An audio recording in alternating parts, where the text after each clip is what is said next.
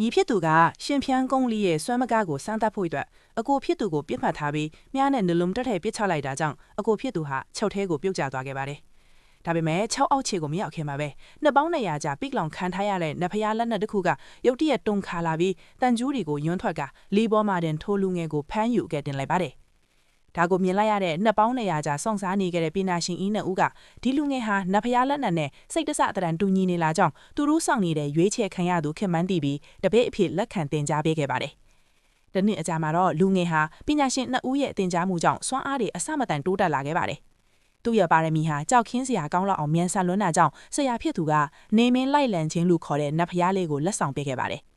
ဆရာကဒါဟာပေါင်အနှဲငယ်ပဲလေးတဲ့တာမန်တန်နန့်လေးလို့ပြောခဲ့ပြီးအမြဲမပြတ်ဆောင်ထားဖို့မှာကြားခဲ့ပါတယ်။ဒါပေမဲ့တကယ်တမ်းမှာတော့အဲ့ဒီလေးဟာအလွန်လေးလံလွန်းလို့လူငယ်ဟာအားကုန်သုံးမိမှမနိုင်ယုံတာမကလေးကျိုးကိုတောင်စင်တီမီတာအနည်းငယ်သာဆွဲနိုင်ပါသေးတယ်။ဆရာဖြစ်သူကသူ့ကိုအားမလို့အားရဖြစ်အောင်ဟန်ဆောင်ပြီးမိသားစုကိစ္စတွေရှင်းလင်းဖို့တောင်ပေါ်ကနေဆင်းခိုင်းလိုက်ပါတယ်။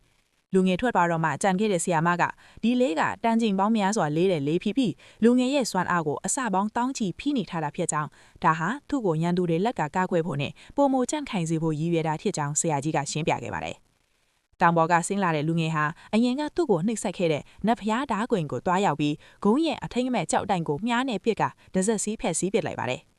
အရင်ကသူဟာမယားငယ်သားဖြစ်လို့ဖခင်ရဲ့နှိမ်ချိုက်ခြင်းကိုခံရယုံတယ်မကညီဖြစ်သူကလေးခိုးပါတယ်ဆိုပြီးမဟုတ်မမှန်ဆွဲကသူ့ကိုယ်သူဒဏ်ရာရအောင်လုပ်ပြီးအကိုဖြစ်သူကိုအကွက်ဆင်နေတာပါ။အဲဒီတုန်းကမိသားစုအားလုံးကသူ့ကိုစွန့်ပစ်ပြီးသွေးကြောတွေကိုဖျက်ဆီးကတောထဲမှာတေဖို့ပစ်ထားခဲ့ကြတာထက်ပါတယ်။အခုတော့လူငယ်ဟာဂွင်းကျူအသစ်ရွေးချယ်ပွဲကိုဝင်ရောက်ရှင်ပိုင်ဖို့ရောက်လာခဲ့ပါတယ်။ညီဖြစ်သူကသူ့ကိုအခွင့်အရေးပေးတယ်လို့နဲ့ပြိုင်ပွဲမှာအပြည့်ရှင်းဖို့ကြံစည်နေပါတယ်။